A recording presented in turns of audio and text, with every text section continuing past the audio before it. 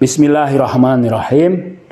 Alhamdulillahirabbil alamin wassalatu wassalamu ala sayyidina Muhammadin wa ala ahli baitit thayyibin tahirin wa ala ashabil muntajabin. Teman-teman yang mulia, sebelum memulai presentasi saya ingin menyampaikan hal yang sangat penting ya. Kemarin itu ada seorang pengusaha ditanya, buku apa yang harus dibaca? Buku apa yang harus dibaca? Buku wajib apa yang harus dibaca oleh anak-anak muda? Pengusaha itu mengatakan The Grit ya. Buku The Grit itu artinya kegigihan.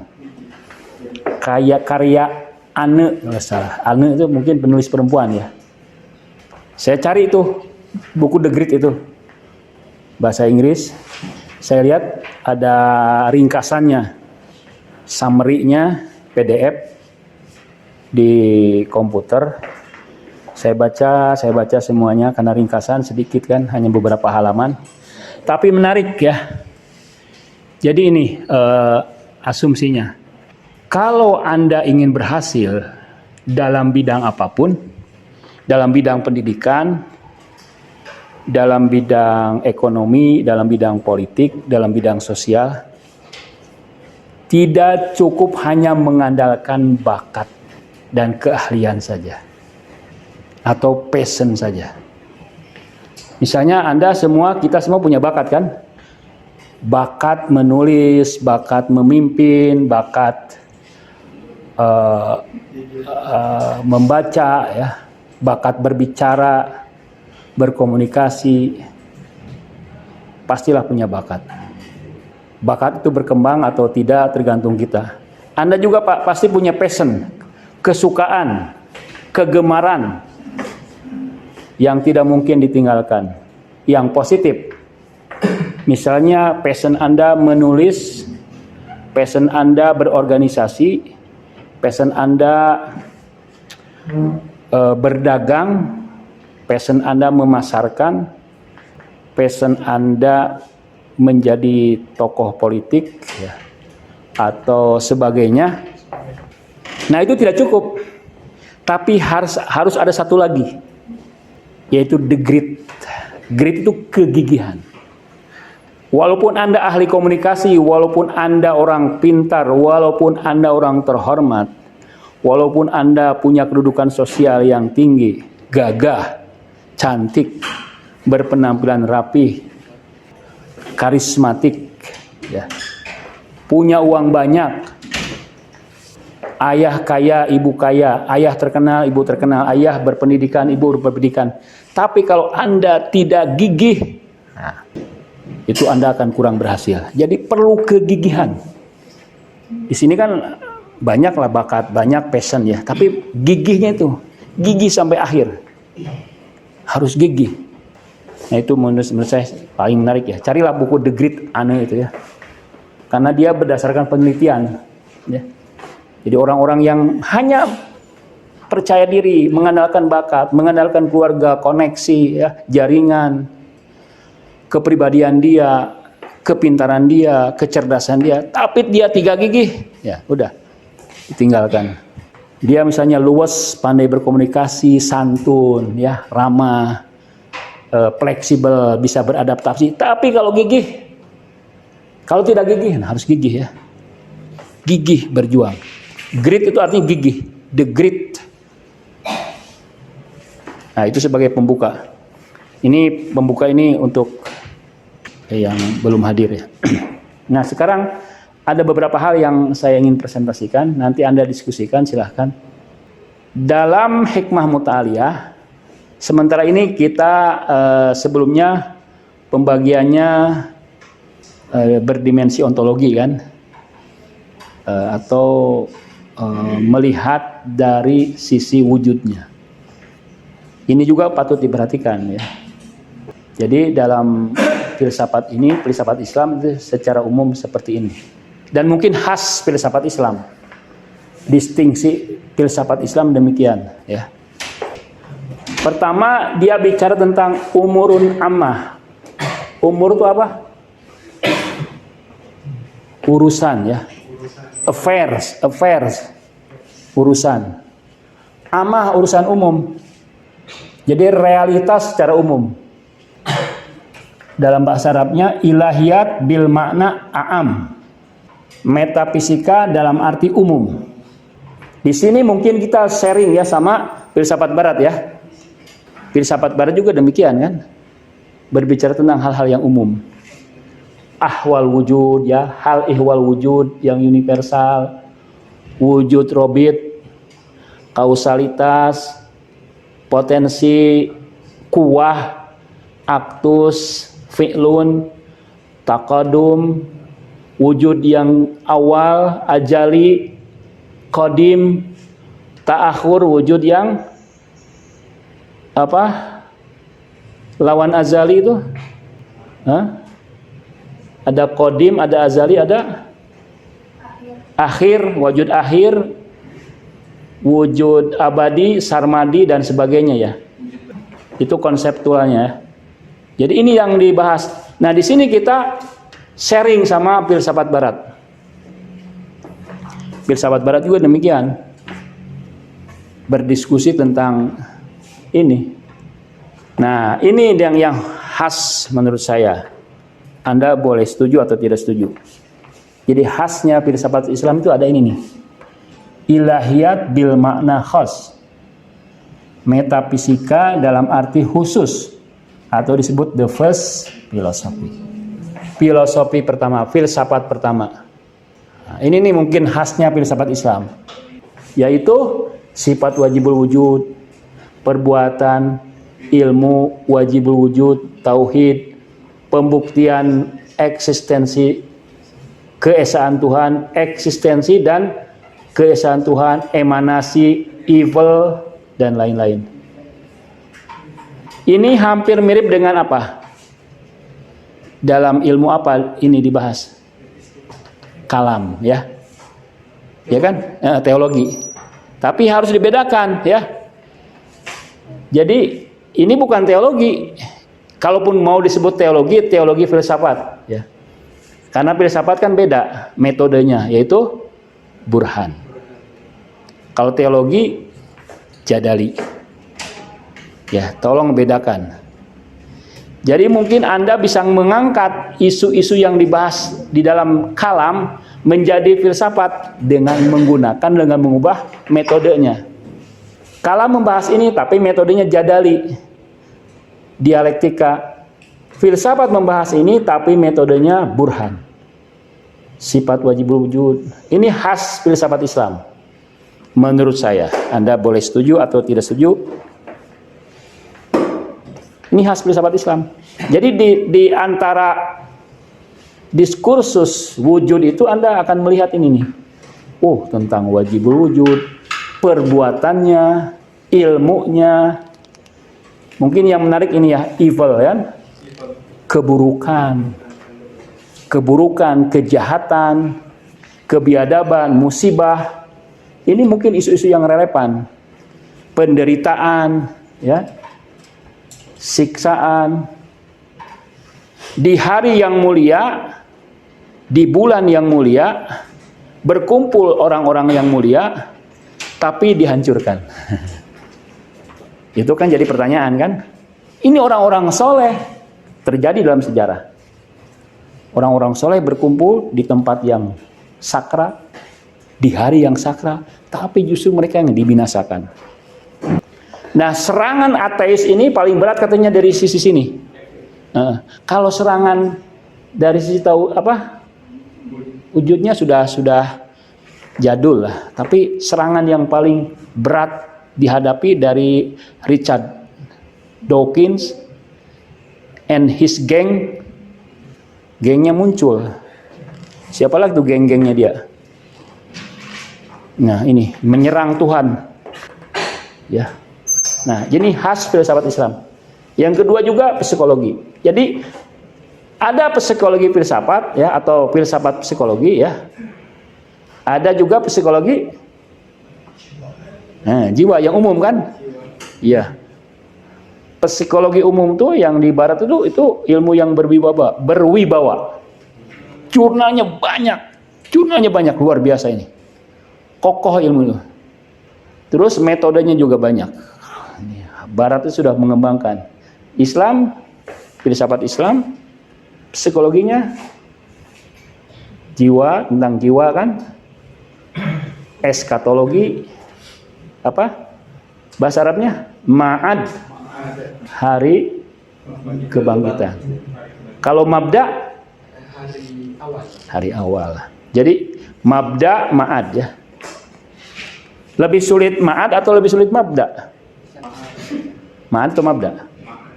Hari diciptakan atau hari dikembalikan? Diciptakan paling sulit. Diciptakan dari tidak ada kan? Tapi dikembalikan dia sudah ada. Mengembalikan lebih gampang, tapi mengadakan. Tapi kadang-kadang kita bingung, eskatologi lebih berat ya, lebih sulit ya. Kenapa itu? Ya, padahal sebetulnya mabdanya yang paling berat. Mabda itu the origin. Ini apa? Returning, awakening, kebangkitan. Jadi asal usul mabda itu, kalau ini kebangkitan. Jadi setelah Anda datang ini, bagaimana Anda menyelesaikannya? Anda diuji dari akhir Anda, bukan dari awal Anda. Awal datang Anda imut-imut kan? Wah, ini setiap malam membunyikan doa-doa ziarah. Ingat gak? Di asrama itu. Semangatnya. Tiap malam saya mendengar, siapa yang kakinya panjang ini? Saya dulu kakinya panjang, Fazil ini. Tinggi, panjang ya.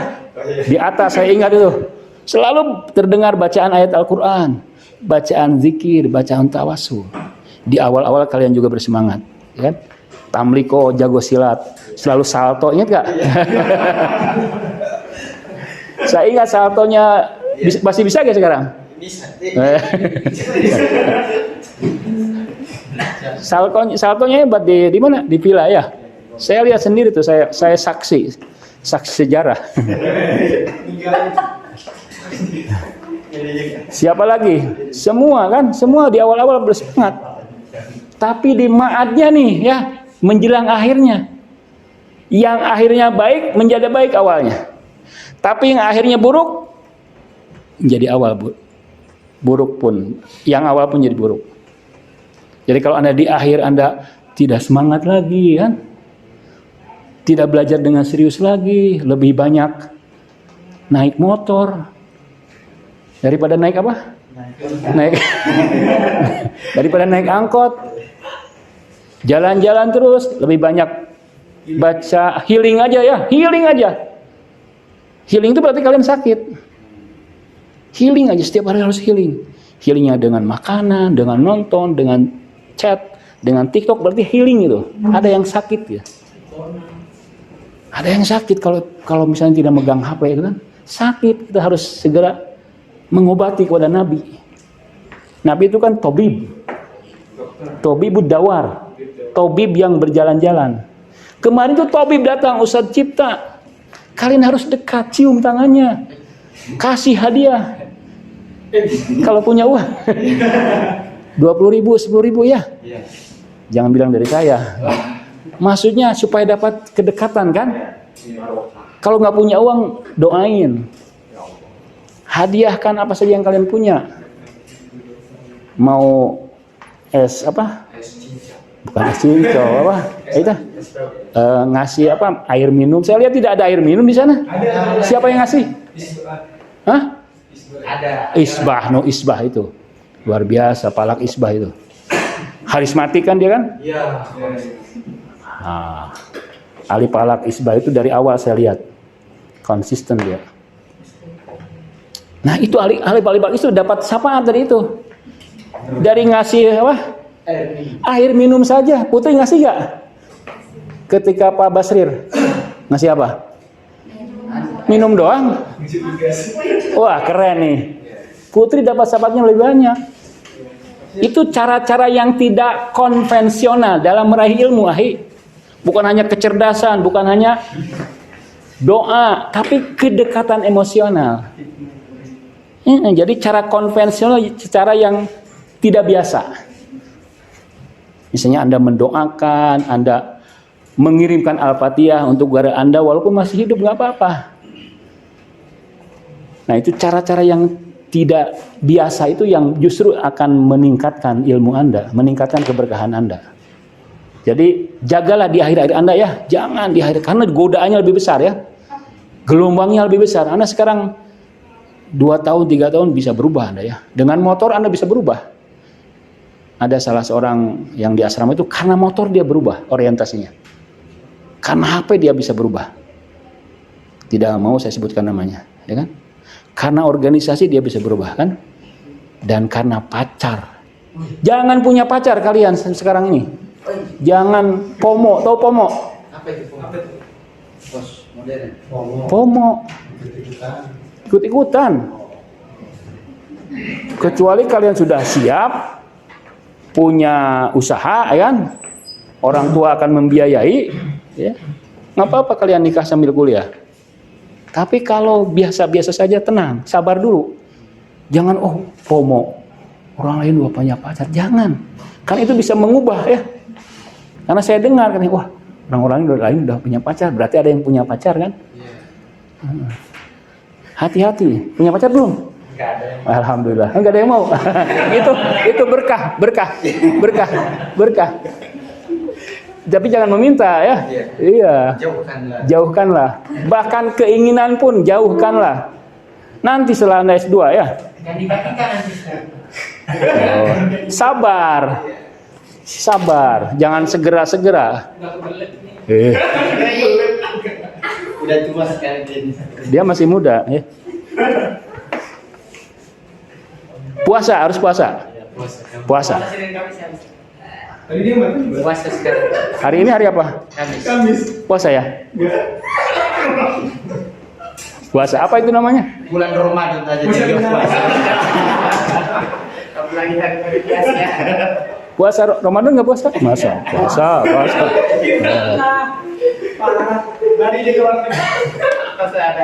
Puasa kalau tidak ada makanan ya, ada makanan nggak puasa ya. Puasa ya. Bagi seusia kalian tuh wajib puasa. Minimal Senin Kamis. Supaya kalian lebih fokus. Dan puasa itu meningkatkan kualitas mental dan otak. Nah ya, jadi tolong menurut saya di akhir-akhirnya. Karena nanti kalian, nantinya pragmatisnya. Misalnya gini, kalian sudah tidak semangat kuliah. Karena pengaruh internet, pengaruh orang lain, pengaruh omongan kan.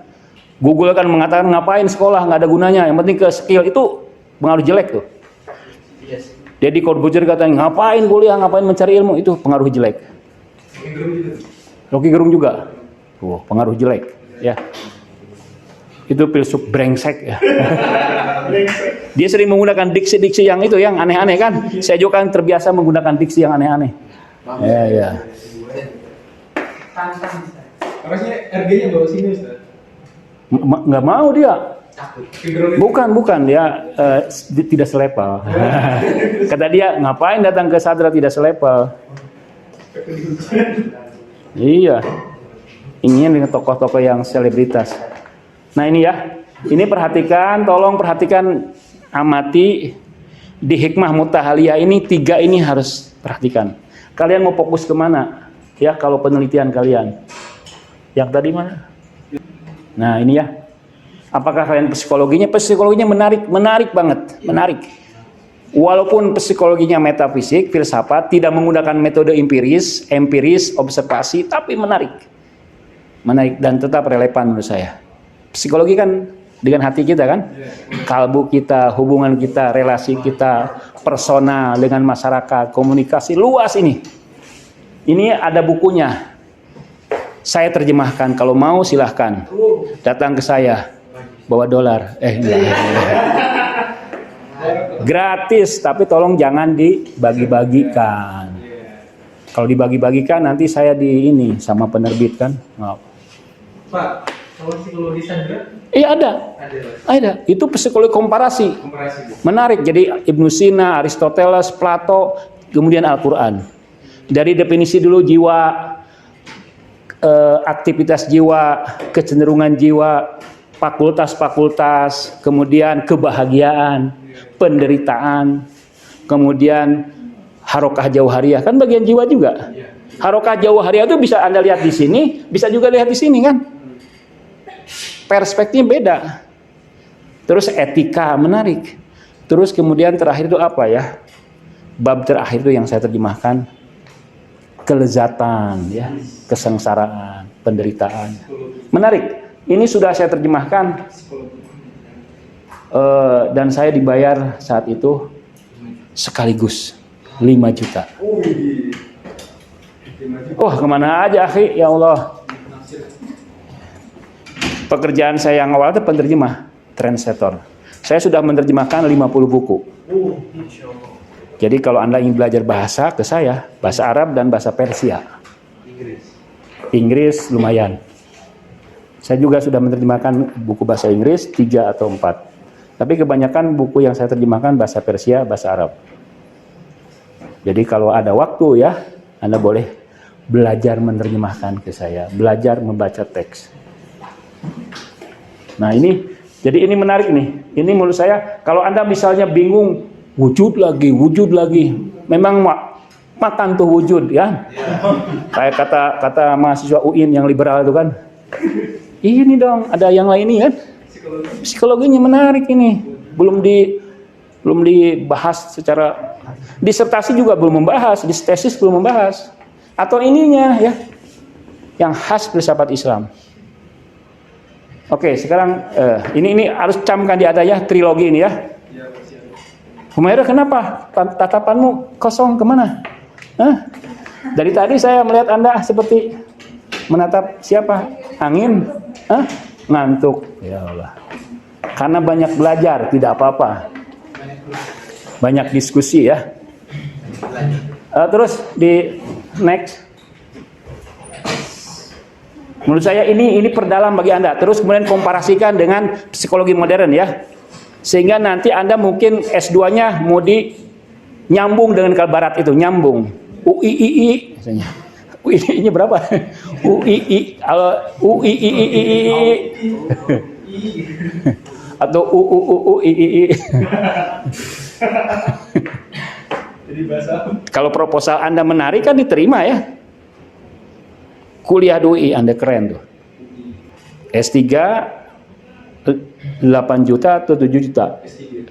Biaya per bulannya. Per bulan.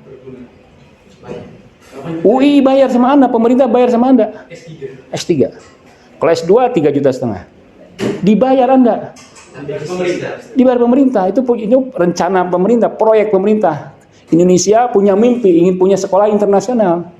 Tidak hanya Harvard saja, tidak hanya Cambridge saja, tidak hanya ini Al-Mustafa Internasional, kan punya Iran. Gak mau dia. Harus khas Indonesia kan? Di mana itu? Depok ya? Depok. Keren-keren tuh Musa Kazim kuliah di sana. Ustaz Musa Kazim. Ustaz kita. Oke. Yang bukan setelah ini. Setelah ini. Ada yang kurang. Nah, next yang kedua yang harus kalian perdalam, pahami, diskusikan dan evaluasi adalah Al-Quran itu adalah bukunya wujud menurut Mullah Sadra. Ini Rustom, saya bertemu dengan beliau tuh di Teheran. Ngomong bahasa Inggrisnya kayak orang India, tahu India? Coba contoh. Nah itu. Coba bisa dipraktekkan. Enak bahasa Inggris India tuh enak ya, lucu ya. Itu kalian juga harus pertahankan sifat asli kalian ya. Kalau kalian orang Lombok, nggak apa-apa bahasa Inggris gaya Lombok ya.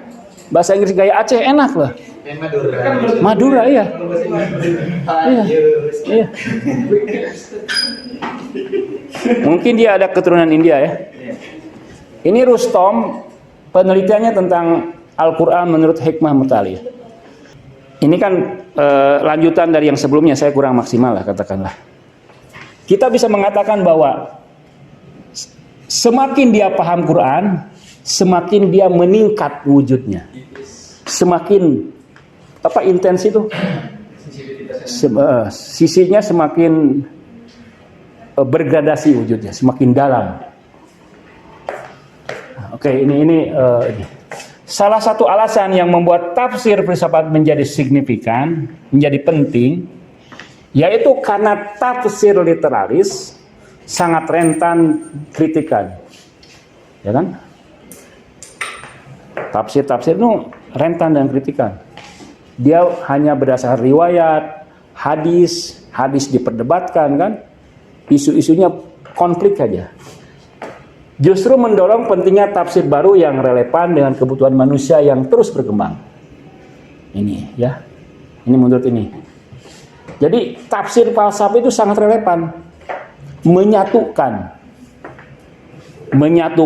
menginspirasi, menggugah nalar Anda, menghidupkan, membangun peradaban. Al-Quran jadi semakin cool, keren.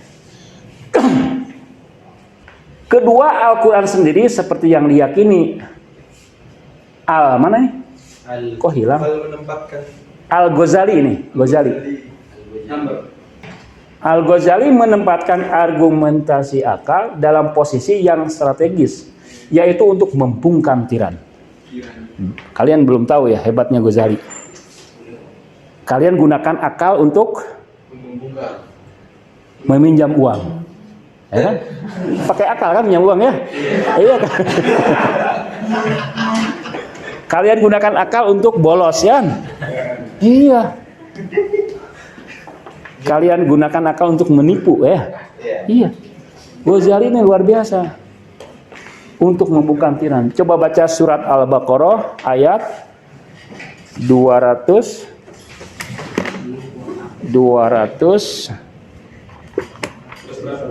258. Alam taro apa? Tidakkah kamu memperhatikan? Taro itu memperhatikan, melihat. Ilal ladzi haja Ibrahim, kepada orang yang mendebat Ibrahim. Ibrahim itu lawannya keren, presiden lawannya. Kalau kalian lawan RT aja takut, ya, lawan preman aja takut, lawan anak kecil aja takut, lawan tokoh masyarakat takut. Ini lawannya togut, ya, tiran. Para nabi musuh-musuhnya tiran ya, togut. Yang mendebat Ibrahim mengenai Tuhannya, karena Allah telah memberinya kerajaan. Nah, kan? Dia merasa saya sudah kaya, saya raja, saya berkuasa.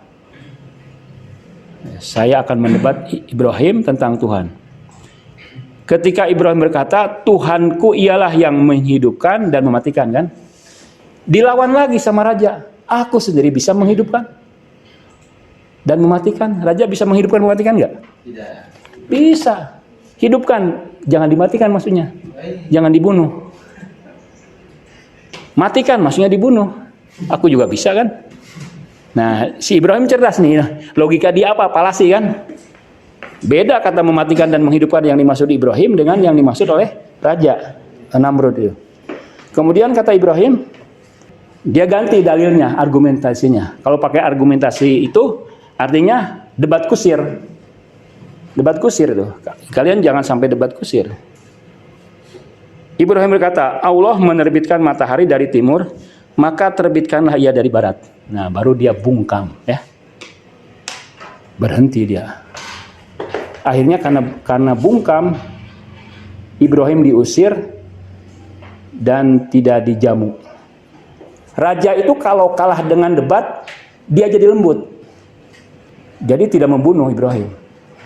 Orang-orang besar itu, orang-orang jahat itu kalau dikalahkan dengan logika, dia agak bijak sedikit. Nggak bisa marah. Tapi kalau dikalahkan dengan kelicikan lagi, misalnya dengan dicaci, kalian caci raja misalnya, kalian hina, dia akan marah. Tapi kalau dikalahkan dengan logika, dia sedikit lembut. Diam, dia kan diam. Nggak bisa apa-apa, malu di depan rakyatnya. Makanya salah satu jalannya dengan mengusir aja. Oke, teruskan lagi tadi. Ini menunjukkan bahwa memang filsafat itu sangat luar biasa. Al-Quran itu di pandangan para ilmuwan. Menurut Lelah Fatemi, Lila mungkin ya. Lila itu Laila. Laila itu wanita cantik. Lulu juga artinya mutiara. Wanita itu kalau namanya Lulu itu cantik. Ada wanita Lulu datang. Siapa nama kamu? Lulu. Kata saya, Li buat aku ya. Kata dia, la. Ya. Jadi bahasanya Lulu, li, la. Itu bahasa Arab ya. Ini anekdot ya, bukan kenyataan ya. Nah, Mullah Sadra menulis kitab tentang Al-Quran, yaitu kitab Asror Al-Ayat. Ini kitabnya singkat. Mutasyabihat 2, kitab kedua. Mafatihul Ghaib maksudnya ya. Ini Mafatihul Ghaib nih. Ada yang terbuang kok ya? Ini Mafatihul Ghaib. Jadi kitabnya falsafinya, kitab falsafi Qurani, Asror Al-Ayat, rahasia ayat, Mutasyabihat, Mafatihul Ghaib, dan Tafsir Al-Quran Karim. Ini 9 jilid nih. Mullah Sadra, nah digedein ya, bisa ya. Nah, Mullah Sadra mengutip lebih dari 980 kali ayat-ayat Al-Quran dalam kitab Magnum Opusnya Hikmah Mutaliyah. Dalam kitab Magnum Opusnya dia mengutip sampai 980 kali ayat. Hussein Nasr menyebutkan 9 jilid tafsir Al-Quran merupakan tafsir filsafat yang paling fenomenal dan usaha serius seorang filsuf. Filsuf kan biasanya peripatetik, tidak suka ya agama, ya bukan tidak suka, karena agama tidak memuaskan secara rasional. Surawadi hanya sedikit, tapi Mullah Sadra menumpahkan seluruh usaha intelektualnya untuk menafsirkan Al-Quran. Dia mengatakan, aku berlindung pada Allah, Tuhanku yang Maha Agung, dalam segenap kata-kataku, dalam seluruh kata-kataku, perbuatanku dan juga keyakinanku, dan juga tulisan-tulisanku yang akan mencoreng. Aku berlindung, semoga tidak ada tulisan yang mencoreng. Semoga tidak ada kata-kata yang mencoreng. Semoga tidak ada perbuatan yang mencoreng. Dan yang akan merusak syariat yang dibawa oleh Nabi Muhammad. Kata dia, kalau filsafatnya bertentangan dengan agama, itu bukan filsafat. Itu pseudo filsafat ya. Nah, Al-Quran sendiri mengandung makna-makna yang tak terbatas, seluas ilmu dan asma-asma ilahi. Nah, dari sisi filsafat, Anda akan melihat keluasan itu, ya, melihat samudra itu. Hari-hari ini saya sulit membaca Al-Quran. Kenapa? Biasanya sehari saya harus baca Al-Quran. Tiba-tiba agak sulit saya baca Al-Quran. Kenapa itu? Saya lacak ya perbuatan saya. Oh, ada hal-hal yang membuat saya menjadi gelap. Ada hal-hal yang membuat saya menjadi gelap. Coba Anda uji kedekatan, wujud Anda dengan kedekatan Anda dengan Al-Quran. Ya. Jadi kalau misalnya setiap hari tidak membaca, 2 hari, 3 hari tidak membaca ya, Al-Quran, itu ada sesuatu yang gelap di sisi kita. Ada sesuatu yang hilang, ada yang bolong. Mullah Sadra mengatakan untuk memahami bahasa simbol atau rumus dan rahasia-rahasia Al-Quran, seseorang harus mensucikan diri dan merujuk kepada para nabi, imam-imam suci Ahlul Bait dan para wali. Ya. Jadi tidak cukup saja kepada nabi, tapi juga para wali. Anda harus merujuk. Mensucikan diri dalam terminologi Hikmah Mutaliyah adalah melepaskan diri dari keterikatan materi. Ibnu Sina menyusun puisi tentang pentingnya riyadhah jiwa atau melepaskan dari keterikatan materi. Sucikanlah jiwa dengan ilmu. Ilmu itu bisa mensucikan jiwa. Belajar terus ya. Kalau Anda misalnya punya keyakinan tapi tidak Anda upgrade dengan ilmu, Anda menjadi orang yang fanatik, bodoh. Apapun madhab Anda, kalau Anda tidak terus lagi mencari ilmu. Kata Imam Khomeini, para alim yang masih mengikuti syahwatnya, nah dia akan jadi bodoh. Jadi dia cukup dengan ilmu itu, cukup aja, nggak mau belajar lagi kan. Padahal belajar kan sampai mati. sucikanlah jiwa dengan ilmu agar menyempurna. Jadi ilmu di sini kita bukan hanya belajar. Ngapain sih belajar? Dalam rangka mencari pekerjaan, dalam rangka mencari uang. Kalian akan mengejar uang. Tapi kalau kita dalam rangka mensucikan diri, menambah ilmu, uang akan mengejar kalian. Kalau kalian mengejar cewek, selamanya kalian akan mengejar cewek. Kalau tidak mengejar cewek, cewek akan mengejar kalian. Insya Allah. Jadi cowok-cowok ini jangan mengejar cewek ya. Apalagi di masa-masa S1 ini. Sebelum selesai jangan mengejar cewek. Tapi kalau kalian belajar sungguh-sungguh ya, menjadi ilmuwan, ini para cewek-cewek akan mengejar kalian. Mengejar kalian karena kalian mengambil dompetnya. Bukan itu ya. Itu kan penulis novel yang terkenal, siapa namanya? Yang bukan yang terkenal tuh yang di Indonesia. Bukan satu lagi yang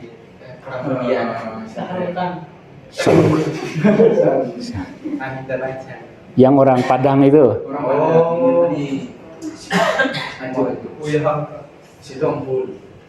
Yang populer lah novelnya, hujan kan, ada air. Bukan. Yang Terelie. Terelie itu novelnya itu berdasarkan observasi dia, observasi. Jadi dia lihat keadaan situasi lalu tuliskan. Jadi empiris banget. Suatu hari dia menulis melihat di kampungnya ya, pemuda-pemuda yang masih muda cepat nikah. Padahal kata dia, sabarlah. Atau cewek-cewek yang mudah menerima pinangan orang lain, padahal anak mudanya itu belum mapan. 2-3 tahun, tunggulah 2-3 tahun, sabarlah kata Terelie. Dia tuliskan dalam novelnya, kalau kamu sabar, nanti kamu akan mendapatkan pasangan yang terbaik. Hanya sabar 2-3 tahun, kamu akan mendapatkan pasangan yang terbaik, yang mapan, yang bertanggung jawab. Coba Anda lihat di mana? Di Lombok contohnya. Teman saya cerita. Teman saya di sini, bukan di sini, di asrama cerita. Kemarin waktu pulang dia ke Lombok. Salah seorang orang Lombok pulang ke Lombok ya. Dia lihat banyak janda-janda muda. Iya. Karena cepat nikah. Masih muda sudah jadi janda. Bawa anak lagi 2-3. Kan suaminya kabur. Suaminya nganggur, punya pekerjaan hanya bertahan 2 tahun 3 tahun. Setelah itu nggak punya pekerjaan. Untuk menatap masa depan tuh Anda perlu ilmu, perlu skill, perlu jaringan, perlu moral. Ngandalkan ketampanan di kampungnya, mungkin dia paling tampan ya. Tapi tidak punya skill, tidak punya ilmu, tidak punya ijazah, tidak punya moral. Pekerjaannya hanya bisa bertahan 2-3 tahun. Setelah itu ya nggak punya pekerjaan, suami kan bagaimana kan? Pernikahan, suaminya nggak punya pekerjaan. Akhirnya cerai. Itu banyak kata dia. Jadi dibalik hingar-bingar F1 ya, F1 itu di Lombok kan, bermuncullah janda-janda muda bawa anak. Tapi dia menceritakannya dengan apa gitu? Dengan ekspresi yang berbeda gitu. Dengan ekspresi yang berharap. Nah, ilmu mensucikan Anda ya, membuat Anda bercahaya sehingga Anda menatap masa depan itu dengan terang. Apa yang harus saya lakukan? Kemana saya? Itu ilmu seperti itu. Engkau lihat keseluruhan, kullu itu, dan di setiap keseluruhan ada rumahnya. Jiwa itu seperti kaca, miskat ya. Akal adalah lampunya dan hikmah Allah minyaknya. Filsafat maksudnya. Jadi akal itu miskat. Ada akal di dalamnya, misbah, miskat, misbah, hikmah. Seperti lampu itu. Seperti lampu nih. Jadi akal tuh, kalau Anda punya akal hanya seperti kaca aja, prisma, miskat. perlu apa? Perlu akal di dalamnya. Dan perlu hikmah. Hikmah ini filsafat. Hikmah ini irfan. Sehingga menyala. Jika menyala, engkau hidup. Dan jika gelap, maka engkau mayat. Kata gurunya Rumi, aku tidak takut kematian. La takhaf al maut. Janganlah takut dengan kematian. Walakin takhaf al hayat bidunil hayat. Janganlah kamu takut dengan kematian. Janganlah takut kamu mati. Tapi takutlah hidup tanpa kehidupan. Jadi tanpa kehidupan itu apa? Tanpa akal, tanpa ilmu, tanpa hikmah. Semakin terbebaskan dari materi, semakin real. Materi ini sangat sulit dia. Kemana-mana materi, jiwa, badan, hawa nafsu itu materi. Puncak yang tertinggi reality itu dicapai oleh Al-Hajjaj ketika mengatakan I am the most real. Oke, terus. Nah, Muhammad Khamenei ini kakaknya Ali Khamenei. Kamu tahu Ali Khamenei berapa usianya? 26 ya. Apalagi kakaknya kan. Usianya panjang-panjang, ahi. Panjang-panjang. Orang Persia itu panjang-panjang karena makanannya gandum. Makanannya tidak ada minyak. Kalau makan sate, itu hanya bawang, bumbu, dibakar begitu. Tidak enak kan? Nggak enak. Tidak berasa. Jadi makanannya itu kata saya sayang banget nih dagingnya gede-gede. Tapi tidak diolah. Dibakar, dikasih apa? Merica, kasih garam. Aduh. Sayang banget kan? Daging ayamnya gede-gede. 2 kali lipat ayam ini. Gede. Ayamnya begitu seperti itu. Tapi itu yang sehat kan? Makan apa? Mediterranean kan? Mediterranean itu tanpa minyak, tanpa gula, tanpa apa lagi? Tanpa bumbu-bumbu. Alami. Bumbunya alami. Manusia akan increase tuh meluas ya, berkembang.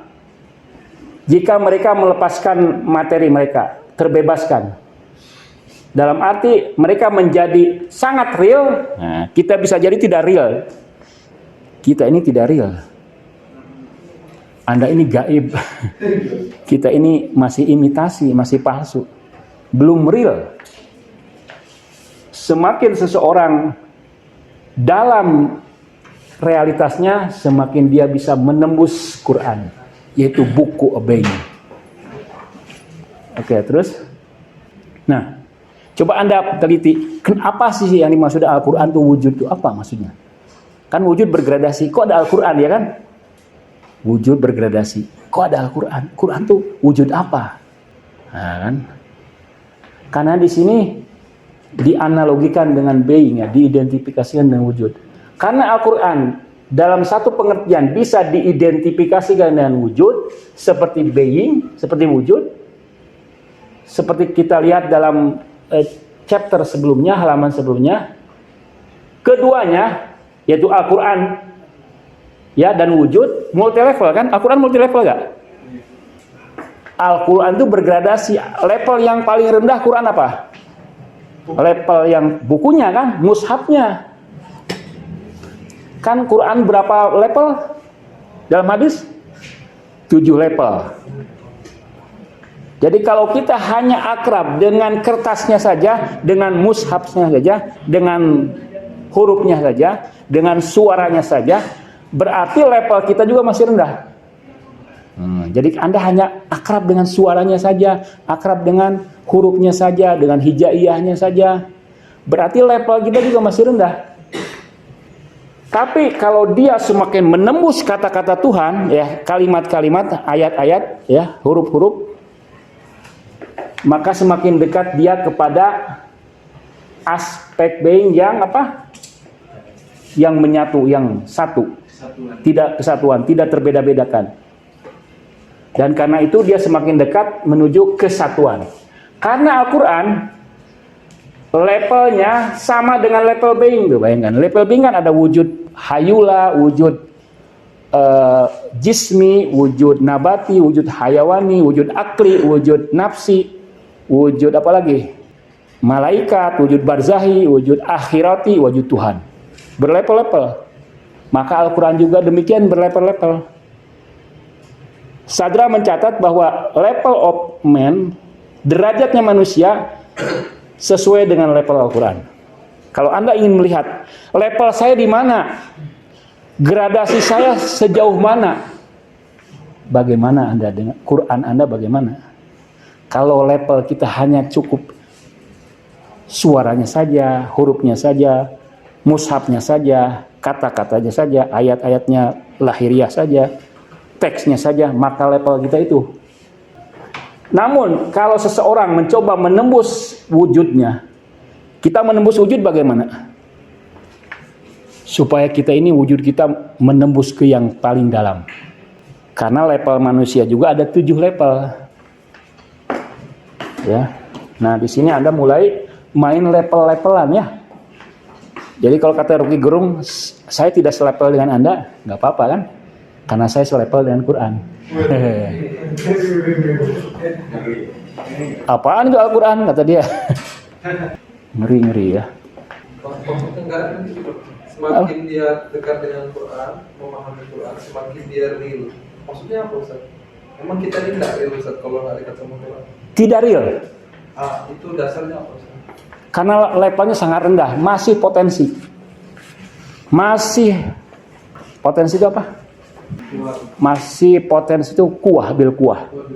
Nah, belum aktual. Aktualnya insan apa? Akalnya kan? Akal kita tidak aktual.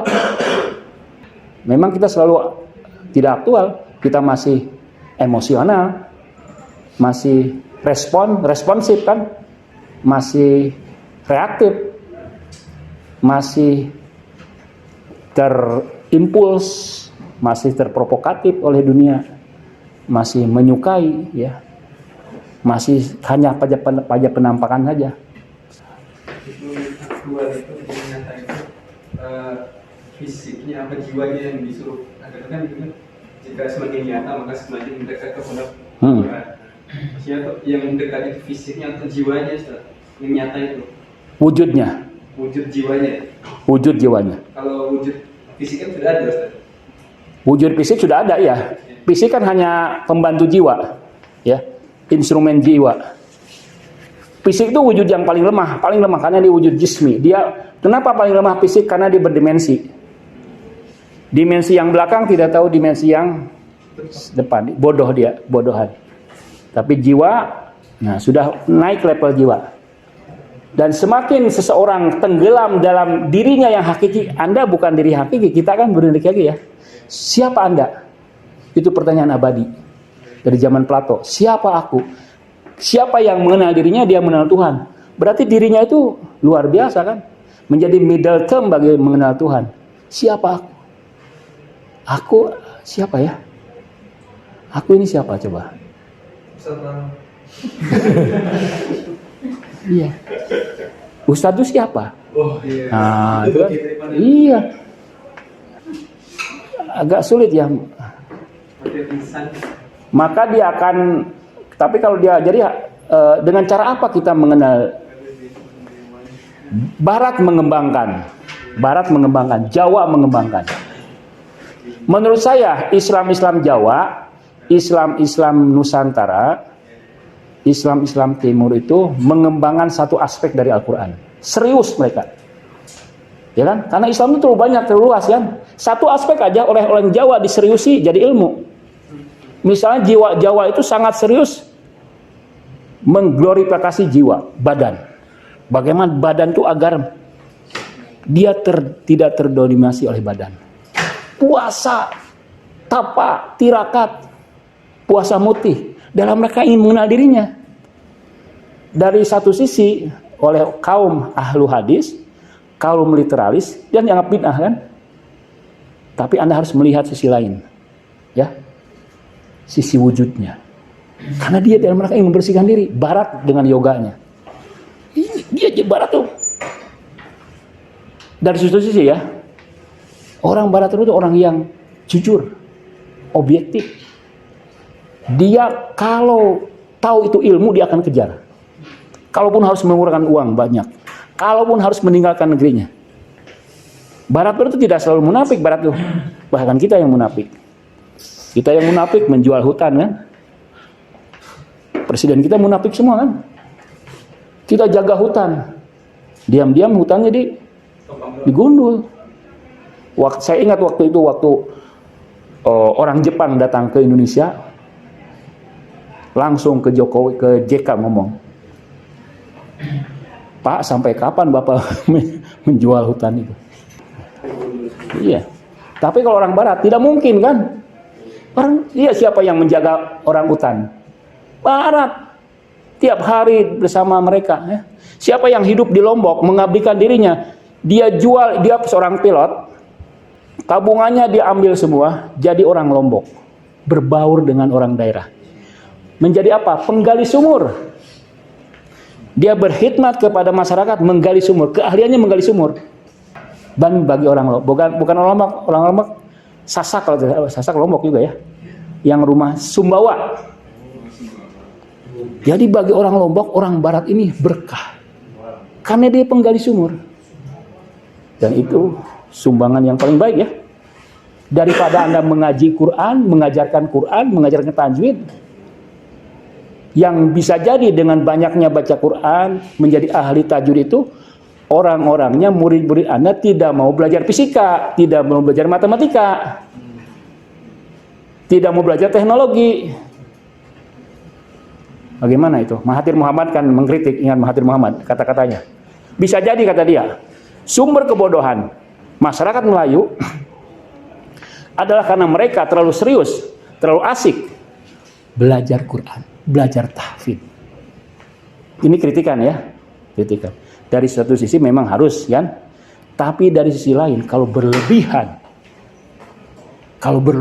ya, sehingga anak-anak otaknya tidak digunakan untuk memikirkan alam semesta, otaknya tidak digunakan untuk mengeksplorasi alam semesta, meneliti, mereka terpinggirkan kan, mundur. Terus satu lagi, habis. Alhamdulillah, udah ya, saya kira cukup. Wassalamualaikum warahmatullahi wabarakatuh. Waalaikumsalam.